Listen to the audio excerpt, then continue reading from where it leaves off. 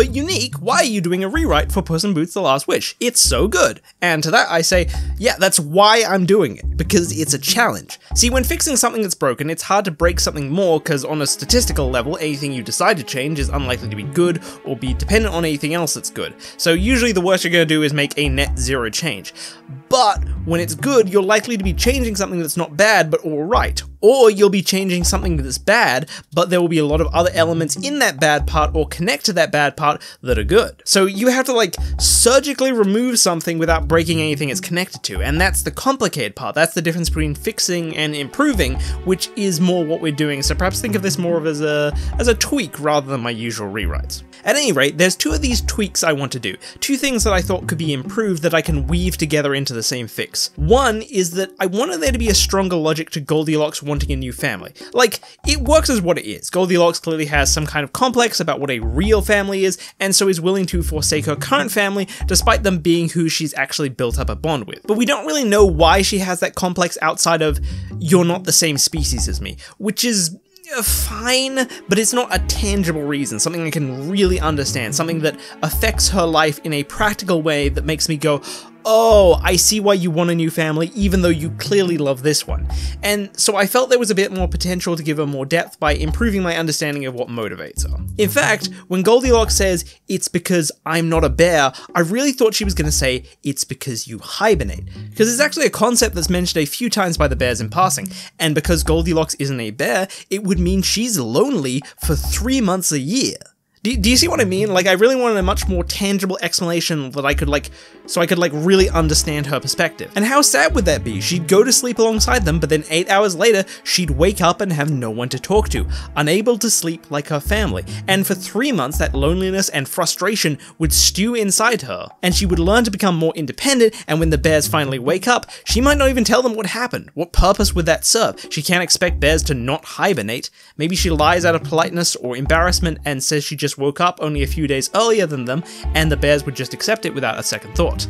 Of course, the logical next question is that if that's the reason, why wouldn't her wish be to just be able to hibernate with them instead of getting a whole new family? Because obviously, that's the dramatic twist and you need to keep that intact.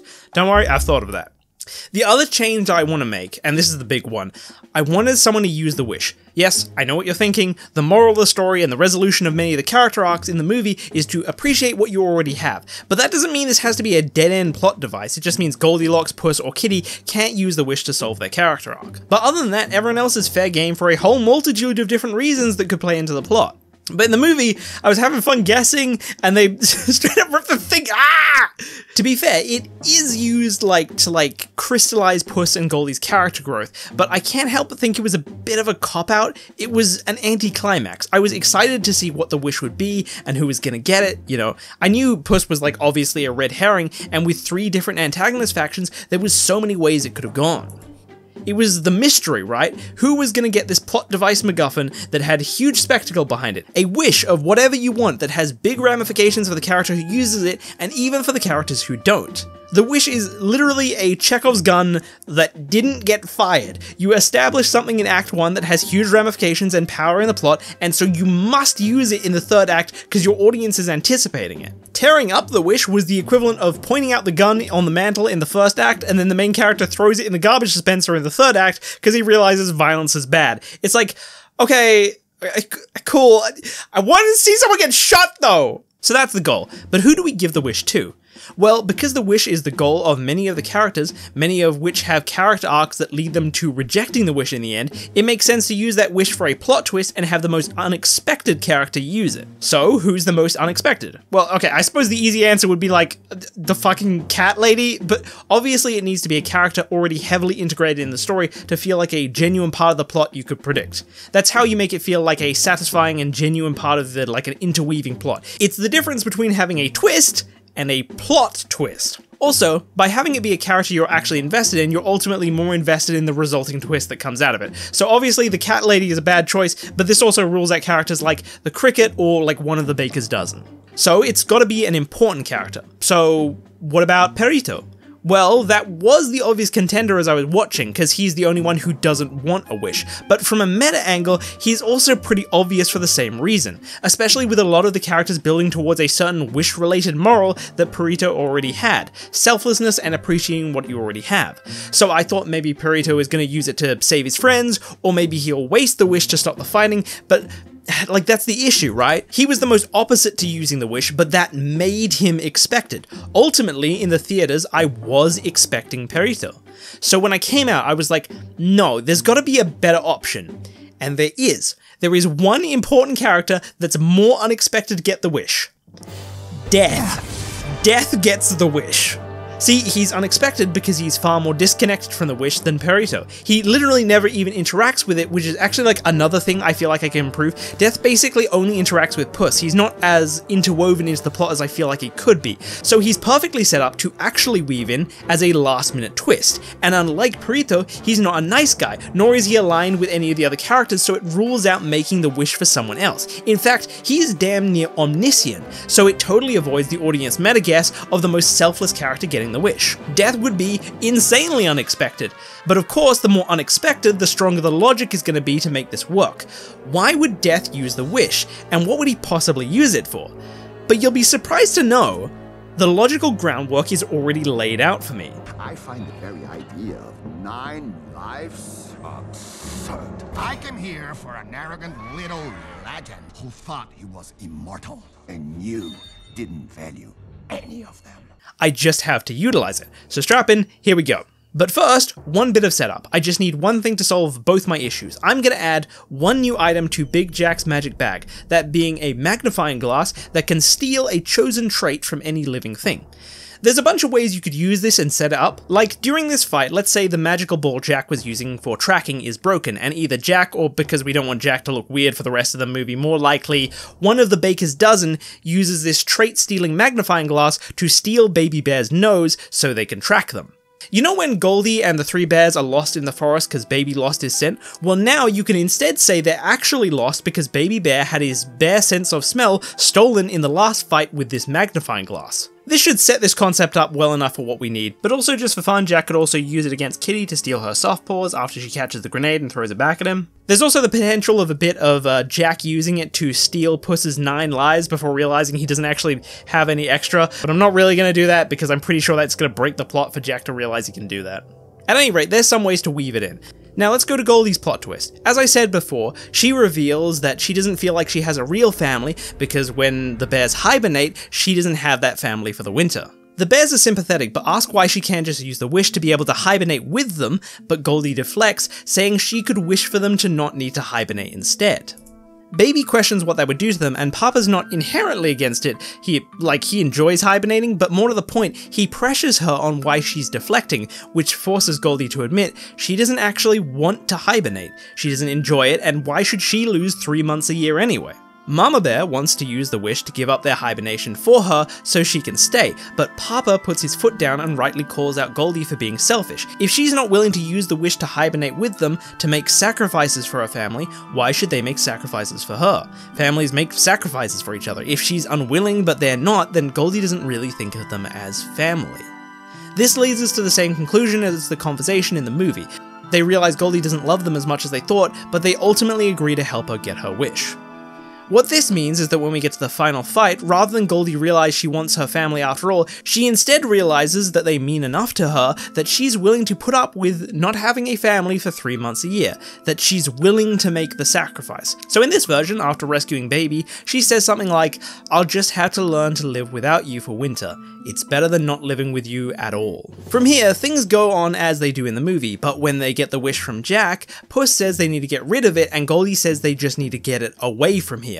Puss says, "I don't trust you with the wish." Goldie says, "Well, I don't trust you with the wish." And then they both look at Perito and nod to each other because they both had experience with him which imply he doesn't care about the wish. The one problem I found with giving Death the wish is that ripping up the wish is basically the earned win for the heroes, as well as the peak of their character arcs. So by giving the wish to Death, I'm not only taking away this triumphant moment, I'm taking away the catharsis of the heroes finally working together and demonstrating through their actions that they don't need the wish anymore, like crystallizing their character arcs. So instead, to keep that moment of catharsis, instead of ripping the wish up, they work together to throw Perito with the wish up and over the boundaries of the wishing grounds so Jack can't get it. It looks like it's going to work, but Jack reaches up and it looks like he might grab Perito, but then Cricket and the Phoenix come back, and rather than burning the wish, he says, "Consider this my resignation," and sets Jack's jacket on fire, forcing him to recoil and allowing Perito to make it over the boundary.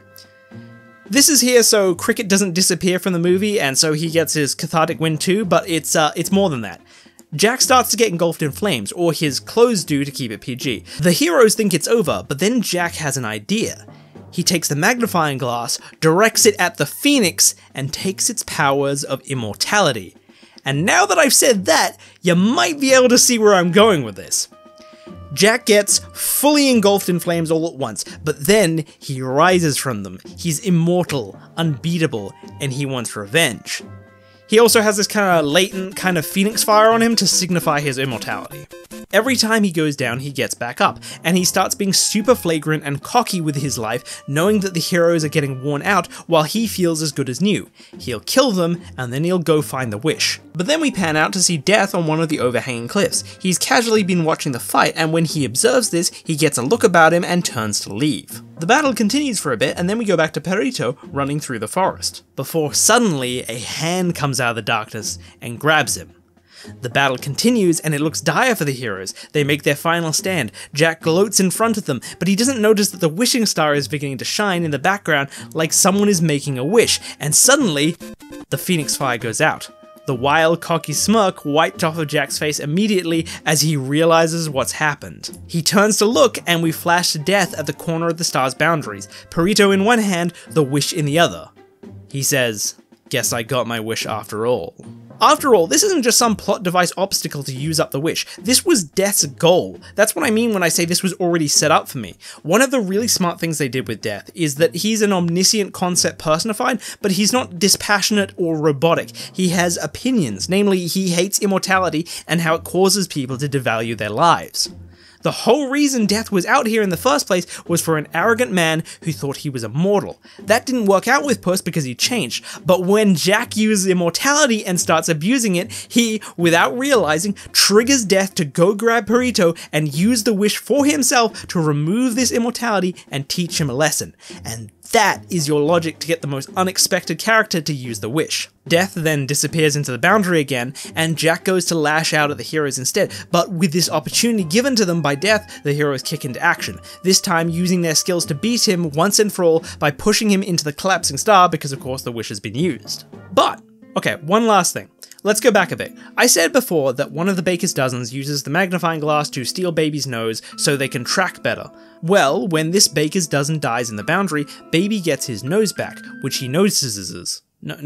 And when Jack uses the magnifying glass on the Phoenix, Baby starts to understand how it works. So when Jack is beaten and the star starts collapsing, he uses his nose to quickly track down the magnifying glass and grab it before they leave. Maybe it smells like magic, or the Phoenix, or Jack, or all three, I don't know. Either way, once they're out, we get a similar scene to the movie with Baby Bear thanking Goldie for giving up on her wish to save him. Goldie has her just right line, but then Baby says, "Not yet," takes out the magnifying glass, explains how it works, and offers it to Goldie for the two of them to take turns hibernating instead, not wishing their burdens away, but instead sharing them. Papa and Mama Bear want to pitch in and take turns as well for their daughter, and the usual happy ending resumes. And there you go, a bit more depth and logic to Goldie's character, along with an unexpected plot twist and proper firing of the last wish, Chekhov's gun, all achieved and tightly woven together with just one new, multi-purpose plot device. Tell me what you think, even if it's brutal, and check out my other rewrites. Game of Thrones, Invincible, Avengers. The Game of Thrones one is my latest, and also the point where I started working out how a plot works, if you can believe. So if you're looking for more of the interweaving and reusing of different plot elements in different contexts that I used here, maybe check that one out. I really need to do a video on my new plot theory. It'd be sort of like a sequel to my Arcane video. Anyway, alright, bye.